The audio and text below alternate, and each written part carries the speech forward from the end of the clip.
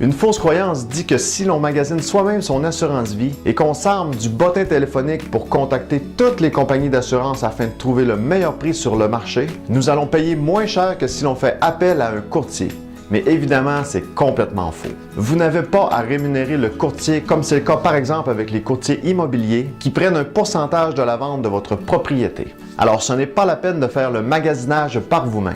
Maintenant que vous savez que de faire affaire avec un courtier ne coûte absolument rien et que ça n'augmentera pas le coût de votre assurance vie, voici maintenant comment ils sont rémunérés. Le système de rémunération du courtier est plutôt complexe, mais à la base, il est rémunéré entièrement à commission. Comme je vous expliquais un peu plus tôt, ce n'est pas à vous de payer cette commission au courtier, mais c'est bel et bien la compagnie d'assurance qui rémunère le courtier pour lui avoir référé un nouveau client. Un courtier, ça fait affaire avec presque toutes les compagnies du Québec. Je fais personnellement affaire avec plus de 20 compagnies d'assurance différentes. La façon dont les compagnies d'assurance rémunèrent les courtiers est semblable d'une compagnie à l'autre. Alors le courtier n'a pas de parti pris pour une compagnie d'assurance ou une autre, et il pourra donc vous offrir le produit le moins cher sur le marché selon vos besoins. Mais revenons à nos moutons maintenant. Il faut savoir que la rémunération des courtiers se calcule de 3 façons différentes: la commission de base, le boni et le renouvellement.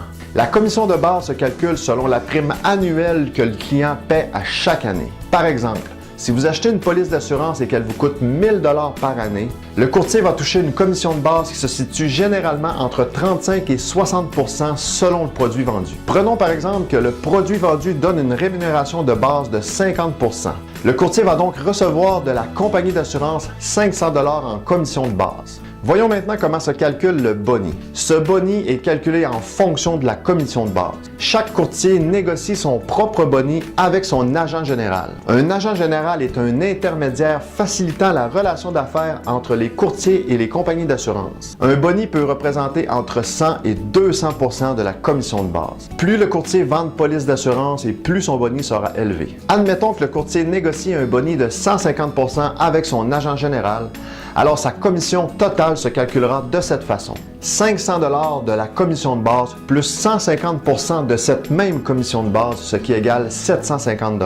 Donc, pour une police d'assurance qui coûte annuellement 1 000 $ à un client, le courtier, dans notre exemple, va toucher 1 250 $ en commission de la compagnie d'assurance et de son agent général. Pour terminer, le courtier va toucher à chaque anniversaire de la police vendue un petit pourcentage que nous appelons renouvellement. Ce pourcentage diffère d'un produit à l'autre, mais il se situe généralement entre 2 et 10 %. Prenons l'exemple d'un renouvellement de 5 %. Ça veut dire qu'à chaque anniversaire de la police, le courtier va recevoir un montant de 50 $, ce qui représente 5 % de la prime annuelle.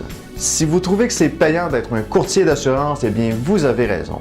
Par contre, c'est payant pour une petite partie des courtiers puisque ce n'est vraiment pas facile de vendre des polices d'assurance semaine après semaine. Selon l'Association canadienne des compagnies d'assurance de personnes, la rémunération d'un courtier est d'environ 25 000 $.